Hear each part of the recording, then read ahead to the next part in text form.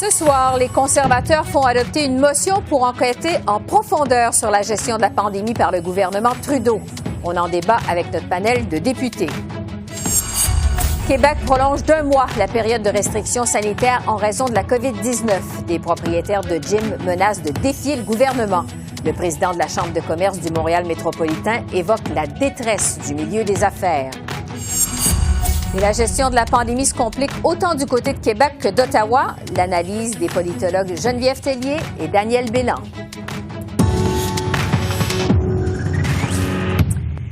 Bonsoir, Mesdames, Messieurs. L'opposition conservatrice a réussi aujourd'hui à faire adopter une motion qui va permettre à un comité parlementaire des communes de faire la lumière sur une foule de questions liées à la gestion de la pandémie par le gouvernement Trudeau. La motion, qui a été appuyée par les bloquistes, les néo-démocrates et les Verts, permettra, entre autres, de passer au peigne fin les différents contrats conclus entre Ottawa et ses différents fournisseurs en lien avec la COVID-19. Mais le gouvernement soutient que cette enquête va mettre en danger la capacité du Canada à acheter des vaccins, des tests et des équipements de protection personnelle, et ce, en pleine pandémie. Des joueurs importants de l'industrie, comme la pharmaceutique Pfizer, se disent aussi très inquiets et veulent savoir comment leurs secrets commerciaux seront protégés malgré cette enquête. On écoute le président du Conseil du Trésor, Jean-Yves Duclos, suivi du député conservateur Pierre Paulus. Le gouvernement canadien a besoin de non seulement continuer de pouvoir négocier des contrats avec des compagnies qui se mobilisent pour nous aider, mais aussi a besoin de pouvoir implanter les contrats déjà signés. Madame Annan a déjà signalé à quel point les exportateurs et les manufacturiers de grosses compagnies de vaccination comme Pfizer ont déjà indiqué qu'ils s'inquiétaient pour la capacité de continuer à travailler avec le gouvernement canadien si cette motion conservatrice était passée. Les propos des ministres du gouvernement Trudeau sont totalement désobligeants. Notre motion en rien ne va nuire à l'arrivée des vaccins ou des équipements de protection individuelle. Au contraire, on a fait attention, on a spécifié qu'on ne veut pas ne nuire aucunement aux enjeux qui sont sensibles. Par contre, on doit savoir où on est rendu parce qu'actuellement, il y a des retards incroyables. Et pourquoi que le Canada est dernier dans la liste des pays qui vont pouvoir recevoir le vaccin? Pourquoi on a pris du retard à signer des ententes? C'est ce qu'on veut savoir. Et au contraire, on veut améliorer les choses. Maintenant, pour discuter plus en détail de cette motion des conservateurs pour enquêter à fond sur, entre autres, les contrats entre Ottawa et ses fournisseurs dans le cadre de la COVID-19, une motion qui, je vous le rappelle, a été appuyée par le Bloc québécois et le NPD. On a donc réuni un panel de députés. Alors, pour les libéraux, Greg Fergus, pour les conservateurs, Stephen Blaney, pour le Bloc québécois, Sébastien Lemire et pour le NPD, Alexandre Boulris. Bonsoir à vous quatre. Bonsoir, oui, Mme Bégin. Je vais commencer par les conservateurs, puisque c'est vous, M. Blaney, qui avez demandé cette enquête. Vous voulez passer au peigne fin, entre autres, tous les contrats du gouvernement avec ses fournisseurs en lien avec la COVID. Alors qu'on est encore en pleine pandémie, je vous demanderais d'abord pourquoi une enquête aussi vaste et pourquoi maintenant en pleine pandémie? Bien, écoutez, on estime que c'est le temps de tous travailler ensemble comme parlementaires pour que la réponse du gouvernement canadien soit le plus adéquate possible et ça passe par la transparence et l'efficacité. Donc, on veut des mesures efficaces et on veut aussi de la transparence, pas se ramasser là, avec des contrats donnés à des amis libéraux. Je pense que les Canadiens s'attendent à ce que nous, les parlementaires, à ce que le gouvernement fasse preuve de rigueur parce qu'on a des employés. J'ai une employée qui n'est pas rentrée ce matin parce que son fils avait des problèmes. On veut parler, voir comment on peut accélérer le dépistage. C'est ce que le comité va faire et on veut être là pour les gens présentement qui ont besoin de nous et qui comptent sur nous et qui payent aussi notre salaire en passant. Du côté des libéraux, M. Fergus, c'est une enquête qui donne des pouvoirs qui sont très étendus, tellement que vous dites que ça pourrait compromettre la santé et la sécurité des Canadiens. Pourquoi les libéraux, il y a plusieurs qui se posent cette question-là, n'en ont pas fait une question de confiance, comme la semaine dernière, lors de la motion, toujours conservatrice, pour enquêter sur We Charity? Pourquoi une stratégie différente cette fois-ci? Bien, parce que cette fois-ci, c'était pas une indication de la confiance dans le gouvernement, c'était plutôt une question juste de dévoiler des contrats où il y a la confidentialité commerciale. C'est tout à fait une autre chose. Tout d'abord, le gouvernement maintenant a la situation où il faut respecter deux grands principes. Le premier, c'est certainement de respecter la volonté de la Chambre. Puis la Chambre s'est exprimée aujourd'hui. Mais de l'autre côté, c'est de respecter ces contrats dans lesquels on a entré en bonne foi avec des sociétés privées pour fournir des services. Vous vous rappelez, au mois de mars, quand il n'y avait pas une source de production domestique canadienne pour des équipements personnels, on avait fait l'appel à l'industrie, puis les gens ont répondu, les compagnies ont bien répondu, et puis se sont présentés pour rendre l'aide à leurs voisins, leurs concitoyens. Bon. Oui. Alors maintenant, il faut juguler ces deux grands principes. Sébastien Lemire du Bloc québécois, l'enquête va permettre donc de passer au toutes sortes de contrats d'achat d'équipements, de protection individuelle, de vaccins, de tests de dépistage. Il n'y a pas juste le gouvernement qui est inquiet de ça. Il y a des pharmaceutiques aussi comme Pfizer qui se disent inquiètes que des renseignements sensibles soient rendus publics. Pourquoi le Bloc québécois est d'accord avec une telle enquête en pleine pandémie?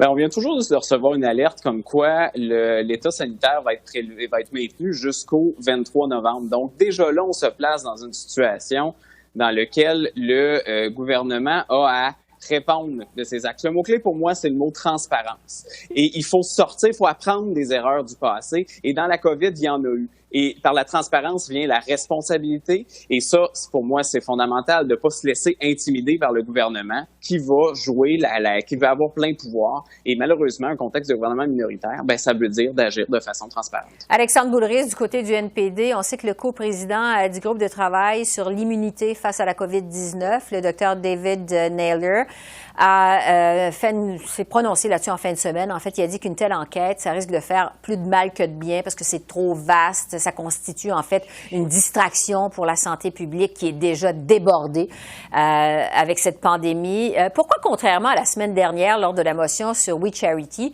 cette fois-ci, vous avez voté contre le gouvernement et donc en faveur de cette motion conservatrice?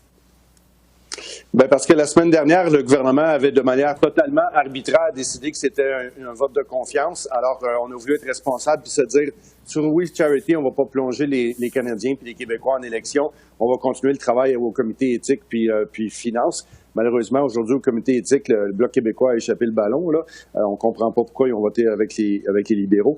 Mais pour le fait d'avoir ce comité-là, pourquoi c'est important? Parce qu'il faut soulever toutes les pierres. Oui, on est encore au milieu de la pandémie, mais justement, il n'est pas trop tard d'apprendre de nos erreurs. Premièrement, on veut avoir de la transparence, savoir s'il n'y a pas de la malversation. Mais également, c'était quoi le niveau de préparation qu'on avait? On avait eu le SRAS en 2003. Il y avait eu des recommandations. Ni les conservateurs, ni les libéraux avaient fait les recommandations. On n'avait pas d'équipements médicaux. Il n'y avait pas le fonds d'urgence n'avait pas une scène dedans. Donc, c'est quoi là qu'il faut faire pour la prochaine fois être mieux préparé à une telle pandémie? Puis en ce moment, quelles sont les leçons qu'on doit apprendre pour faire les choses différemment? Bon, Steve Blaney, je reviens à vous, les conservateurs. Ça fait quand même pas l'unanimité, cette enquête-là, parce que certains disent que ça va trop loin, ça pourrait être contre-productif en pleine pandémie, ça pourrait compromettre la sécurité des Canadiens. Est-ce que vous ne pensez pas que cette demande d'enquête-là pourrait, en bout de ligne, se retourner contre l'opposition officielle aux communes? Au contraire, vous savez, Esther, le rôle, c'est quoi le rôle du Parlement? C'est d'être le chien de garde du gouvernement. Et on est présentement dans le plus vaste programme de dépenses qu'on n'a pas vu depuis des décennies. On parle de centaines de milliards de dollars et on voit, comme la semaine passée, que les libéraux, excusez l'expression, s'en vont graisser la patte de leurs petits amis avec un ancien député qui se ramasse avec un contrat de 237 millions de dollars pour un équipement qui est extrêmement important, mais qu'on peut avoir pour 2 fois moins cher l'autre bord de la rue. Alors, on a un rôle important à jouer parce que les contribuables sont pas contents de savoir quand les libéraux, je leur dis encore, graissent la patte de leurs petits amis et font ça avec l'argent emprunté des contribuables. Alors, on a un rôle très important et je vous dirais, les libéraux font une campagne de peur, mais Pfizer peut dormir sur ses 2 oreilles, mais ceux qui ont des choses à cacher, nous, on veut aller au fond des choses et c'est notre rôle, c'est notre devoir parce que c'est pas notre argent, c'est l'argent des contribuables présentement qui est en jeu. Mais encore plus important, c'est la vie des citoyens qui est en jeu avec une réponse adéquate de la pandémie. Et on a vu les libéraux, on le sait, se traîner les pieds, M. Boulay, Boulris le mentionnait. En janvier, on sonnait la sonnette d'alarme et les libéraux disaient non, pas de problème. On va envoyer nos équipements de protection individuelle. Je termine là-dessus. On y a envoyé leur équipement de protection individuelle en Chine.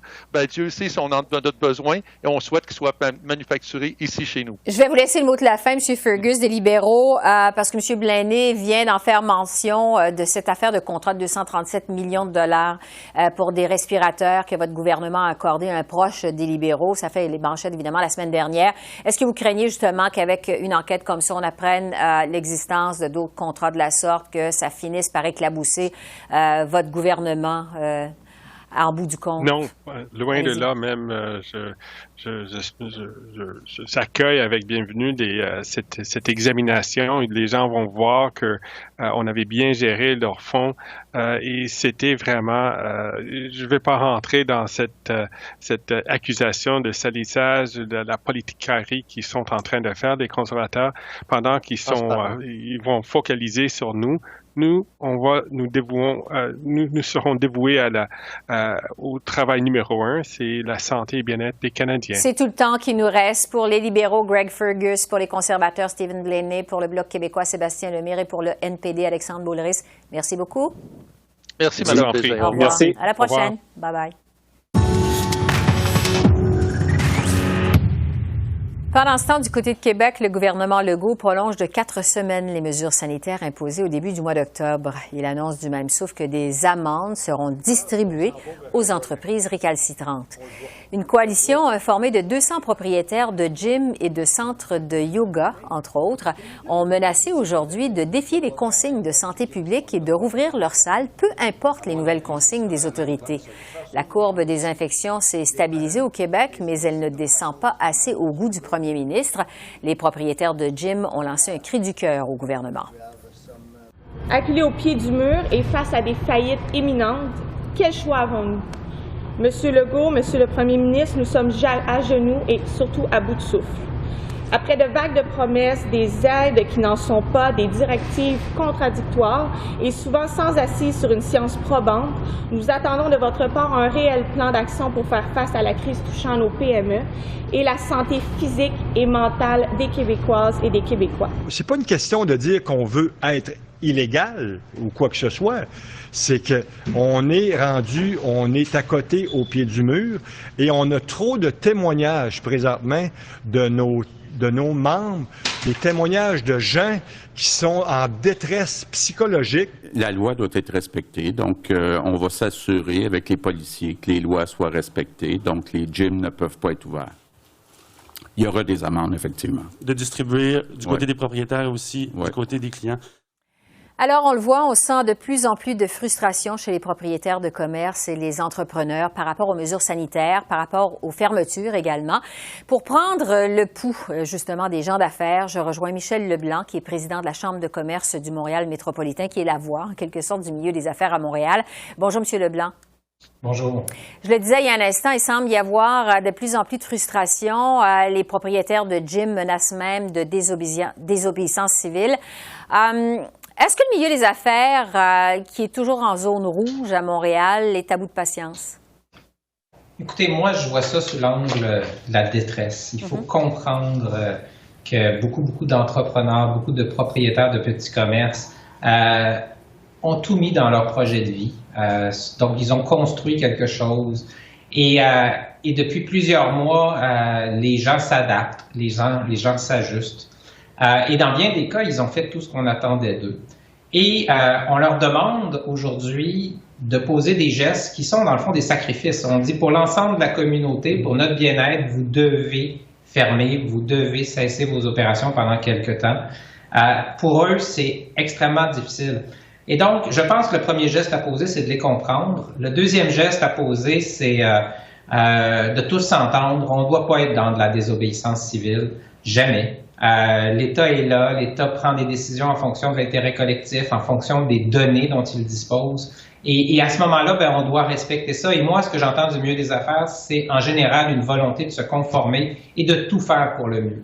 Ouais. Dernier point que j'amènerais, c'est, je pense que dans la situation actuelle et depuis quelque temps, plusieurs voix s'élèvent pour dire on a besoin de plus d'informations.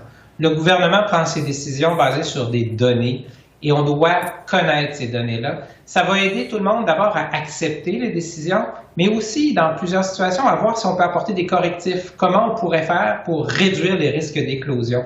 Donc, c'est très important qu'on communique bien les données, les informations sur lesquelles on s'appuie pour prendre ces décisions-là. Avant qu'on parle justement de la communication, j'aimerais revenir sur un terme que vous avez utilisé quand même qui est très fort. Vous avez parlé du mot détresse d'entrée de jeu.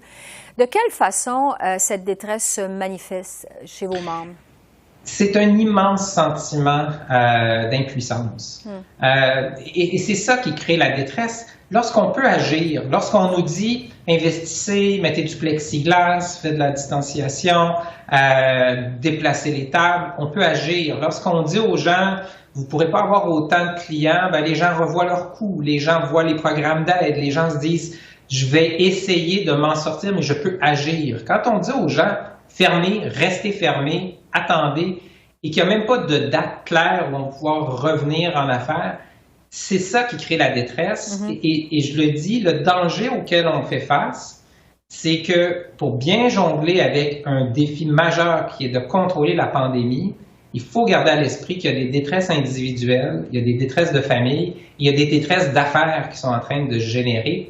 Donc, il va falloir agir. Je pense que ça passe par de l'empathie, ça passe par du respect et financièrement, ça passera peut-être par des programmes d'appui plus généreux que ce qu'on a actuellement pour les aider à comprendre ces propriétaires, ces entrepreneurs qui vont réussir à passer au travers. Est-ce que, justement, au niveau de la communication, des consignes, des mesures sanitaires du gouvernement, qu'est-ce qui pourrait être amélioré? Parce que, visiblement, c'est pas tout le monde qui comprend pourquoi on leur demande ces efforts. De quelle façon on pourrait améliorer la communication? Mais je pense qu'il faut qu'on aille vers une plus grande transparence sur là où ont lieu les éclosions, dans quelles circonstances ont lieu les éclosions. J'entendais la semaine dernière le premier ministre Legault parler de la nécessité de faire davantage de télétravail.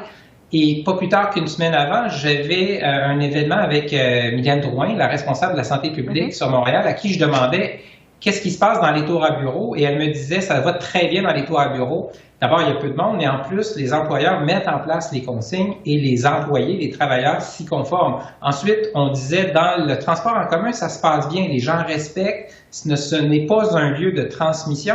Et puis finalement, j'avais posé la question, est-ce que l'objectif de 25 demeure valable pour les tours à bureau? Puis elle avait dit oui. Alors donc, une semaine plus tard, le premier ministre dit « Attention, il faut valoriser le télétravail, il y a du danger ». Mais on n'a pas vu d'informations, on n'a pas vu de statistiques, on n'a pas vu de données.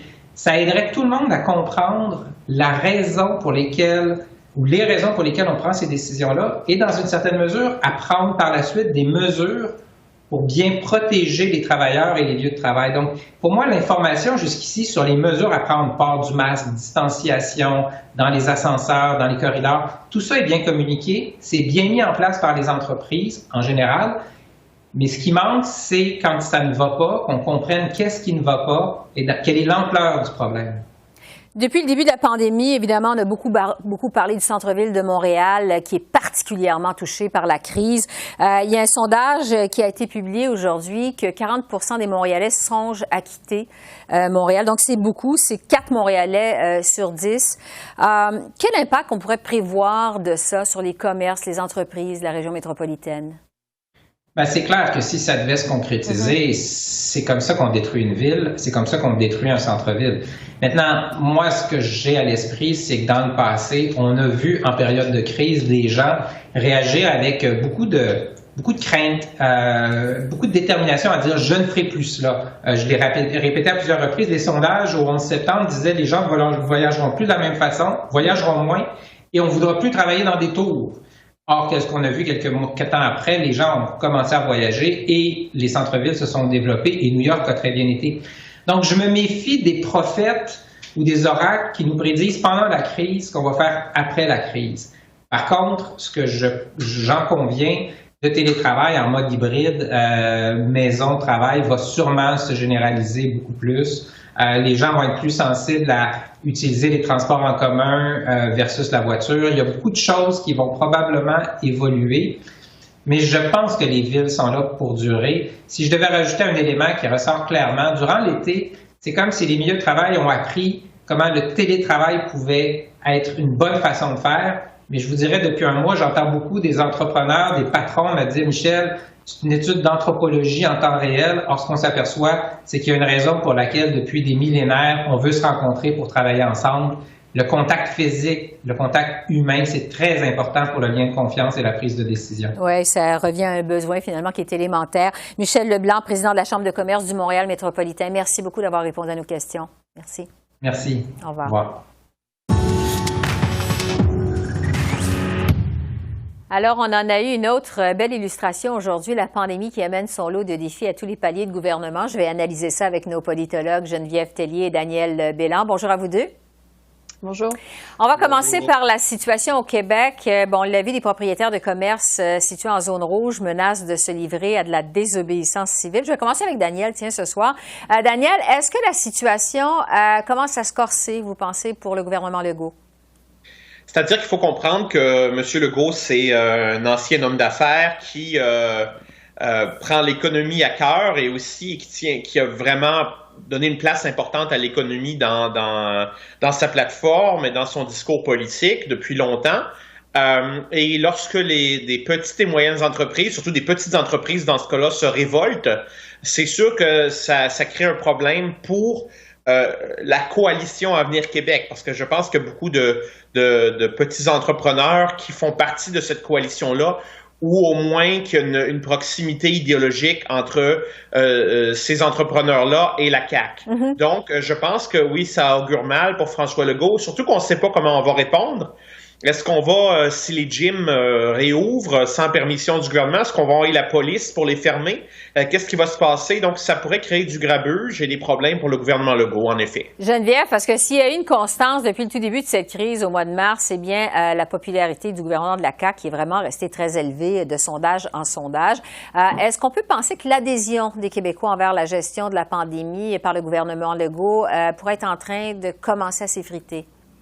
Ça se pourrait. J'ai jamais pensé que ça allait se maintenir de façon aussi élevée dans les intentions de vote ou la popularité. C'est beaucoup demander aux gens de toujours appuyer le gouvernement sans trop savoir où on s'en va. Puis on peut pas reprocher au gouvernement de pas nous dire où on s'en va. Lui-même le sait pas, puis c'est tout à fait normal. On l'a dit depuis le début, c'est une crise sans précédent. Alors oui, ça va être difficile pour M. Legault de garder l'énergie et pour lui, et pour son équipe et pour la population générale. Et quand on voit des événements comme ceux-ci, de rapidement essayer de corriger le tir. Et ça, on le fait le mieux quand on explique. Alors, pourquoi certains commerces sont visés alors que d'autres ne le sont pas?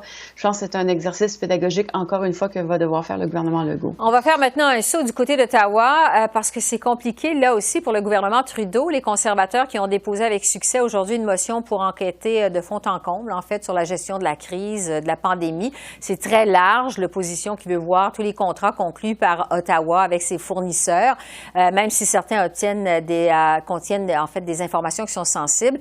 Daniel, qu'est-ce qu'il faut penser d'une telle enquête demandée par les conservateurs?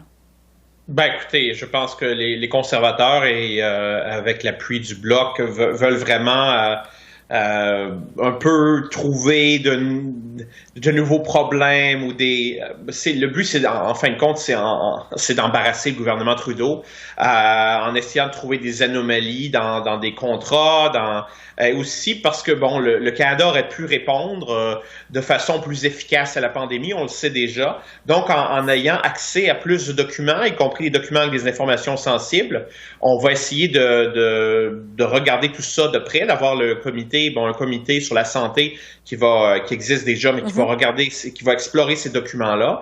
Et c'est sûr que c'est de mauvaise augure pour le gouvernement Trudeau, même si c'est pas comme le comité spécial que les conservateurs avait mis de l'avant, cette idée-là d'un comité sur We Charity et la corruption libérale, entre guillemets. Donc, c'est pas la même chose, mais ça a quand même suscité des réactions négatives de la part de certaines de ces compagnies-là qui ont fait affaire avec le gouvernement, mais aussi de fonctionnaires et des libéraux eux-mêmes qui disent que ça va être une diversion sur le travail des fonctionnaires et de l'État fédéral pour répondre à la pandémie qui continue, c'est pas fini.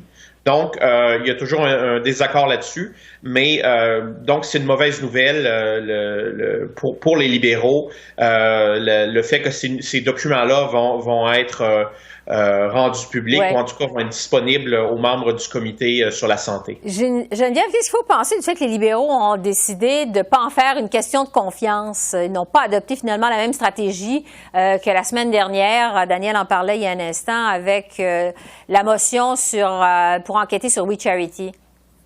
Moi, je pense qu'ils sont en train de donner un peu aux conservateurs la corde pour se pendre. Je vais m'expliquer. C'est-à-dire que c'est pas une bonne idée, ce comité-là. Ça va juste montrer que l'opposition veut embarrasser le gouvernement pour les mauvaises raisons. Et là, le gouvernement libéral va pouvoir dire un peu plus tard à la population, regardez ce que les conservateurs font, c'est tout à fait contre-productif. Et donc, on aurait une bonne raison d'aller en élection. Ce qu'ils n'avaient pas fait la semaine passée, c'est-à-dire que moi, j'ai l'impression que les libéraux veulent aller en élection, mais il faut expliquer pourquoi et il ne faut pas que les libéraux soient eux-mêmes blâmés d'aller en élection. Alors, en donnant la place aux conservateurs pour que les conservateurs eux-mêmes donnent des mauvaises raisons, je pense que par la suite, les libéraux auraient beau jeu de dire, regardez, là, ça s'en va nulle part, ce comité-là, ça nous empêche de travailler, les entreprises sont contre ce comité-là, les fonctionnaires aussi, et donc, éventuellement, ça pourrait déboucher sur un vote de non-confiance. Alors, encore une fois, je vous dirais cette semaine, l'avantage aux libéraux, qui la jouent assez bien, cette carte-là, et c'est aux conservateurs et au Bloc de faire la démonstration qu'un tel comité est nécessaire. Puis pour moi, je ne suis pas encore convaincue que ce soit le cas. Sur la pandémie, de façon générale, maintenant, on le voit, c'est de plus en plus difficile, même si les Canadiens font des efforts, le nombre de cas demeure élevé, surtout au Québec et en Ontario. Le gouvernement de Doug Ford a justement annoncé aujourd'hui qu'il allait présenter un budget, c'est le 5 novembre, je pense. Daniel, je vous demanderais, quel est le plus grand défi pour les gouvernements pour les semaines et les mois à venir, selon vous?